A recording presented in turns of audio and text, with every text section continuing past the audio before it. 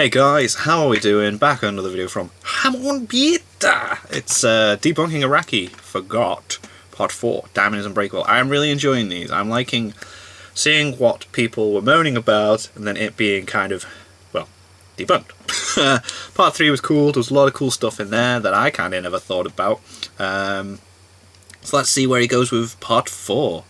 Hamon Pieta!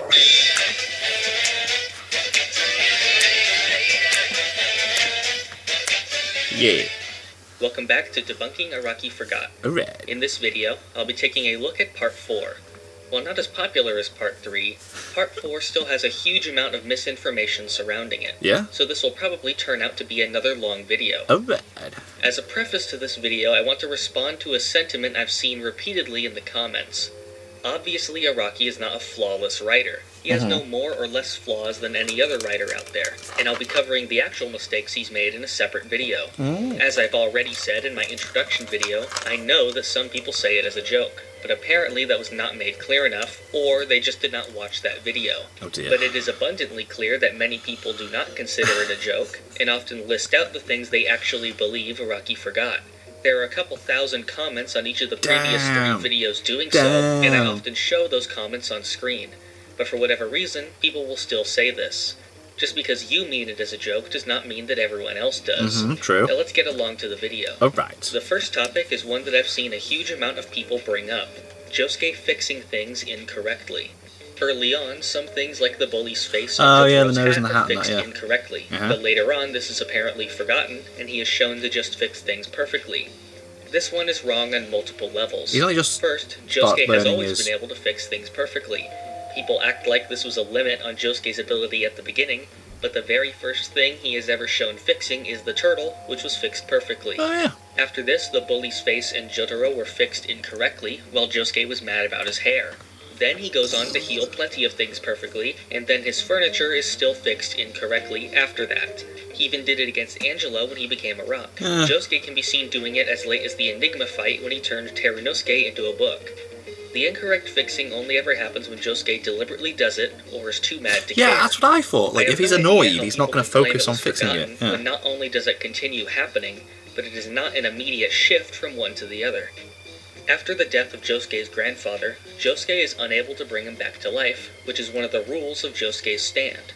Jotaro says that no stand ability is able to bring a person back from the dead. Some people mention the moment from Part 3 when Jotaro used Star Platinum to help resuscitate Joseph. In the previous video, I went over Joseph's revival, and how he was able to be revived since he only spent a short time without his blood. The blood is the thing that revived him. Jotaro essentially just replicated what a defibrillator would do, albeit more precise. In comparison, Josuke's grandfather had been completely shredded on the inside by Aqua Necklace, not something that would be undone by pumping his heart again. Yeah, it was just blood, wasn't it? His brain may have also been destroyed, which is something that Aqua Necklace has been shown to do. Keicho Nijimura began searching for stand users to try and find one capable of killing his father. After Josuke meets him, he says that he can help him find one capable of curing him instead. I have seen many people ask why Josuke didn't cure him. First of all, it is directly stated that Crazy Diamond is not capable of curing diseases. Second, the father's transformation came from him merging with Dio's cells. At this point, the current state of the father is just how he is now. He couldn't be fixed by Crazy Diamond since he really isn't broken. The characters Tamami and Hazamada both start off tall at the beginning of their fights and ended up appearing shorter later on. Some people actually ask how this would happen, despite this not being a literal change. This is just a style change similar to almost every other JoJo character, whose appearance shifts over time. In the context of these characters, however, their shrinking shows how they were humbled after being defeated. They also aren't the only characters drawn short in Part 4, since Koichi is stylized to be much shorter than his canonical height. Oh, right. During the fight against Red Hot Chili Pepper, Okuyasu swipes the ground with the hand. Which is cool. This exposes an electrical wire that allows the enemy to escape. This is seemingly inconsistent with the previous examples of his ability, which shows that erased objects will fuse back together, which Okuyasu refers to as teleportation. A lot of people say that that aspect of the hand's ability was forgotten altogether. It appears after this fight, so that is not the case. This issue would be isolated to this scene. This is a very strange moment, since Okuyasu was just using the ability moments before. It's interesting to wonder what would actually happen if the ground teleported together. Gone together. Would the entire world move? When Okuyasu erases the air, it's not like only air comes back in, other objects move over as well, like Josuke or the potted plants. The sign he erased was a singular object which came back together, but you couldn't possibly consider all of the ground as one object.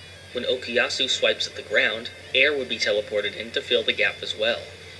Rohan mentions that he gained Heaven's Door when he was shot by the arrow 3 months ago, but the spin-off manga Rohan at the Louvre shows him using it during his teen years. Oh, wow, It's debatable whether this story is even considered canon, since while it was written by Araki, it was created in a partnership with the Louvre and is not considered part of the Thus Spoke Kishibe Rohan series. This is similar to another short story, Jolene Fly High with Gucci, which is also considered non-canon. This is possibly the most well-known Araki forgot in the video, if not ever. The man who saved Josuke. As a child, Josuke was stuck out in the snow and was saved by a delinquent with a pompadour. He was so inspired by this that he modeled his own appearance after him. There is an astronomical amount of people who think that this was meant to be a setup for a time travel plot involving Bites the Dust, where Josuke would go back in time to save himself. As is extremely common for JoJo fan theories, this has been repeated endlessly as if it were fact that this was a scrapped idea. Oh, right, okay. In reality, there was no source for such an idea ever existing.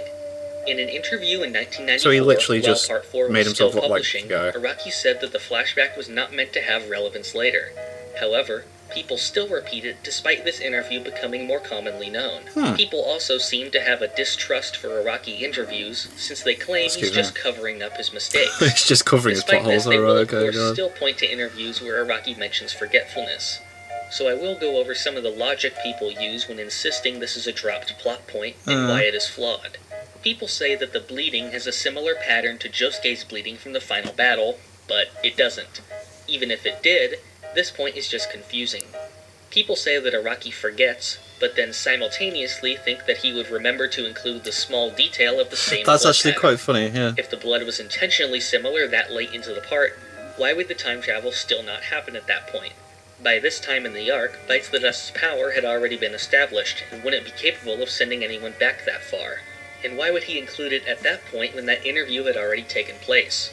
The bleeding was just to show that the character was a delinquent, but had a heart of gold despite that, something which became an important part of Josuke's character. People like to think too far into it, but I did like the idea of time travel, though. Pins, when it's just a school uniform and the pins are completely different. Oh yeah, they are. People also seem to forget that his hair was actually a popular hairstyle at the time that scene takes place, and that characters within Part 4 repeatedly call his hairstyle outdated. People just can't seem to accept that the man was just a good Samaritan to help build Josuke's character motivation, and think that it must have been tied to some kind of huge plot revelation. Back in Part 3, Holly became sick since she was unable to control her stand. Yeah. In the flashback in Part 4, we can see that Josuke was also sick at the same time. Oh! Despite this, Josuke was later able to completely control his stand. People seem to think that since Holly's stand went away after Dio's defeat, Josuke should as well, yeah. I think the first problem with this is that people think Holly's stand just went away. Oh, that's interesting. It's yeah, not does like she still Holly have was it? sick just from being a stand user, as we saw her acting perfectly normal in the opening scenes, despite at that point being able to see stands. She became sick when the stand started to fully manifest, which she was unable to handle. After Dio was defeated and the distress signal from Jonathan's body was gone, her stand would return to a dormant state. This is similar to Giorno in Part 5, who would have gone through a similar thing. Gold Experience was still in Giorno as a subconscious ability, but did not fully appear until his teenage years. This would be the same for Josuke, who would also gain the resolve needed to have a stand after being inspired by the man who saved him. Throughout Part 4, a myriad of minor characters are introduced, but many people use this as a slight against Part 4, asking why these characters aren't constantly coming back. The amount of side characters introduced is fitting for the small-town setting, and works within the slice-of-life structure of Part 4. The when the setting do come is back, it's a treat, what Part 4 is about. People expect them to be making constant reappearances, or for the every town character to be directly relevant to the overall plot. This crazy, This noisy includes Shizuka, who people town. seem to expect would return in later parts, even though her appearing in either of them would make little sense. After entering the Ghost Alley, Rohan is now shown using Heaven's Door on Reimi without having to show her a page of his manga. People say that this aspect of his ability was forgotten. However, Rohan has a line directly stating that his stand ability has matured, and that he is now able to draw in the air to achieve the same effect. In this same scene, people point to the line Rohan says about Josuke. He says that the stand still does not work on people who cannot appreciate the art like Josuke. Later on, he's still shown using the ability on him. Rohan is only saying this because he thinks that Josuke is too tasteless for the art, when previously, Josuke was just too mad to even notice the drawing. That was funny how he just Others straight have up just said went that up there and are punched him when he's trying multiple to points stop where the it. character should have been taken away when they turned around inside the alley. However, the alley will only do that to you if you're in a certain part of it. Yeah, like you gotta go Shigeki's around death, to them, he's able to and then retrieve if you... a button from Kira's jacket, which the group uses as a clue to track his identity. Oh. Some have asked why Josuke could not use Crazy Diamond on the button to lead them to Kira's location. Crazy Diamond can repair objects, but only if they have cohesive parts. The button itself is not really considered part of the jacket. If he had the thread, he would be able to fix it back, but the thread was still left on Kira's jacket. Even if he could fix it back, the button is so small that it would be nearly impossible to follow and keep track of. Kira is shown using his secondary bomb, Sheer Heart Attack, to attack Koichi and Jotaro. People ask why he was never shown using this ability again. They seem to forget that this arc ended with Josuke fixing Sheer Heart Attack back to him, making the ability utterly useless against Josuke, hence its absence in the final battle. It is even directly stated in the Bites the Dust arc that Sheer Heart Attack would be ineffective on Josuke. When Kira escapes, Josuke fixes back Kira's severed hand to follow him. People have asked why Josuke fixed the hand back to Kira, instead of holding onto the hand and fixing Kira back to him, which he was shown doing previously with Okuyasu. Josuke had no opportunity to grab onto the hand. It just went. Sheer Heart Attack was coming towards him, and the only option was to fix it back.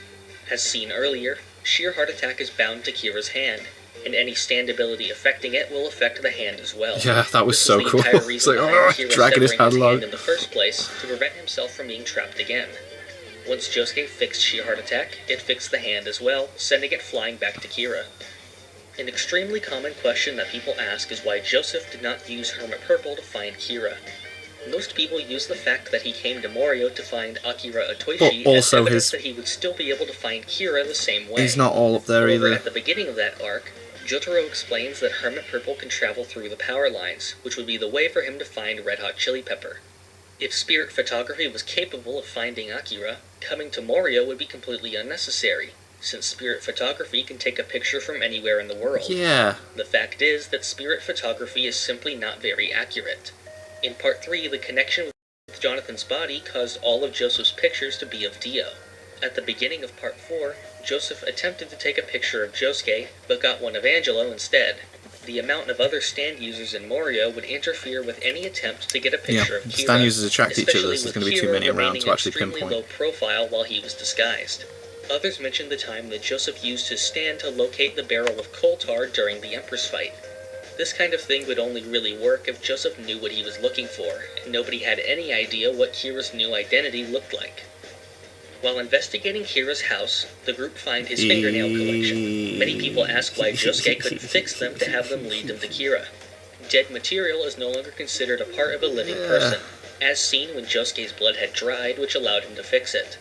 If this blood was considered separate after a few minutes, the nails would be too in a similar length of time. Fresh nails could be fixed back, but since nails are constantly regrowing and replacing themselves, they'd be considered separate after a short period of time. Been replaced. One of the minor characters introduced in Part 4 is Mikitaka, a character who insists that he is an alien. He possesses the power to shapeshift, but is seemingly unable to see stands. Some people expected more to be learned about him, and say that Araki forgot to expand on whether he was really an alien or not. This one is just strange.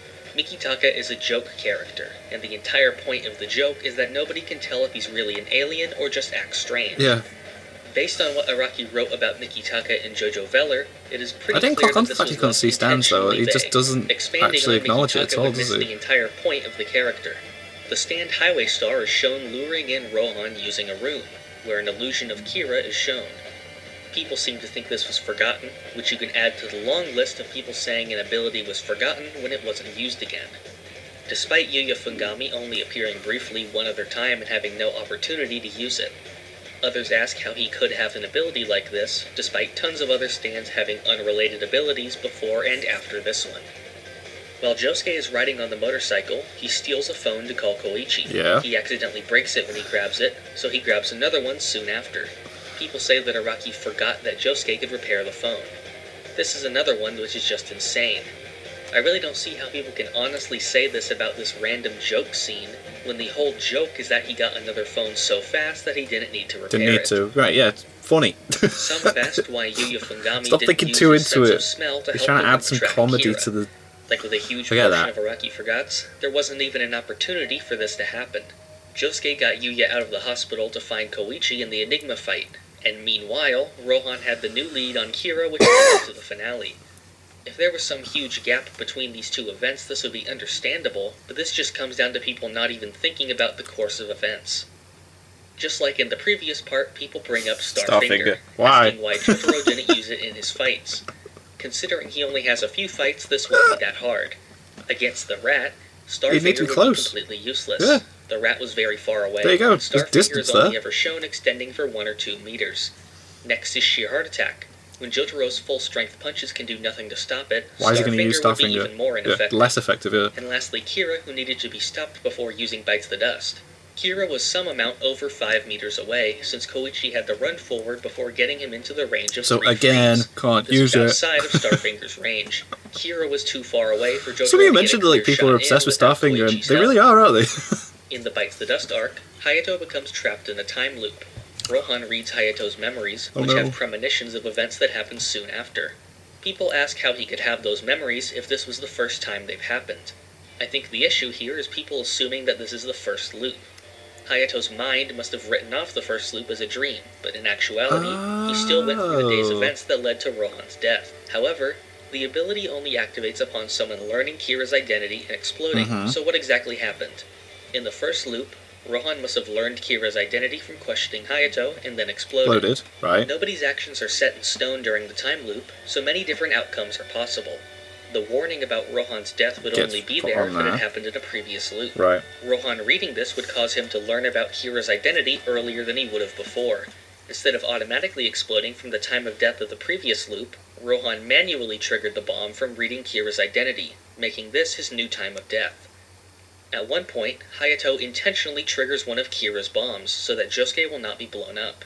Josuke is able to fix him and prevent his death. People have asked why this would be possible. It seems like people miss that Killer Queen does not create literal explosions. It erases you, and it can be seen with Shigechi that you are alive throughout the entire process. Damn. I can only assume this is from people who only watch the anime, where the effect of the explosion on Hayato looks much more serious. Right, okay, I As see. for why Josuke wasn't able to heal Aya, I'm definitely need to check out the difference differences between the anime and manga. I do believe he's done that for each part.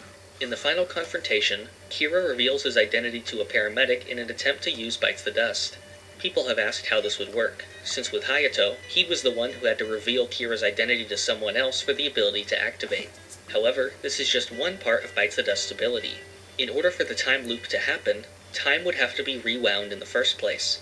This happened after Hayato realized Kira's identity and was killed by him. Yeah. Bites the Dust let him rewind to when Hayato was alive, and simultaneously plant the ability on him. Kira revealed his identity to the nurse and was ready to manually detonate her in order to start a new time loop with her as the host for Bites the Dust. And that was everything for Part 4. Oh, wow, okay. While not the longest video, I feel like the misconceptions in Part 4 may be some of the most widespread of any part. Damn. Next time, we'll be debunking Araki Forgot in Part 5. As with the previous video, I'm really enjoying these. Of Araki Forgot in the comments for future parts. You can also join the Hum and Beat Discord to receive updates on any progress on new videos. Thank you for watching. This is the part of the video where I thank my $5 and $10 patrons. Thank you, Northern So I will check out Part 5. Thank you, Alex Ramirez. Thank you, Raziana. I'll check out Part 5. Thank you, Boat Girl. And then I've seen that Thank he's you, done Laura. the differences between the anime and the manga for each part. So I feel like checking those out after I've finished Part 5's debunk video. I think that'd be cool, because I am actually intrigued to see what is different between the anime and the manga. But until then, thank you guys very much for watching. What do you guys think of that? What do you guys think of this? Click like, subscribe if you haven't already. Leave comments down below. Let me know what I should watch and discuss in future videos. And I'll see you guys. I saw you guys next time.